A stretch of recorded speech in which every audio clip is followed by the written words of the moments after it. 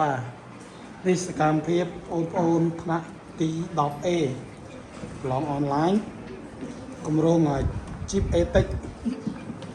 អញ្ចឹងខំធ្វើបងប្អូនធ្វើឆ្នៃណា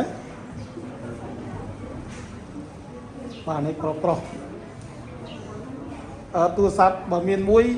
យើងធ្វើចូលគ្នាទៅមួយធ្វើពីរនេះអីទៅណា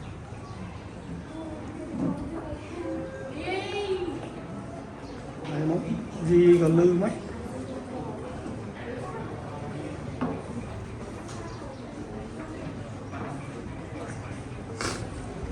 ឆ្នៃនៅពួកយើងធ្វើ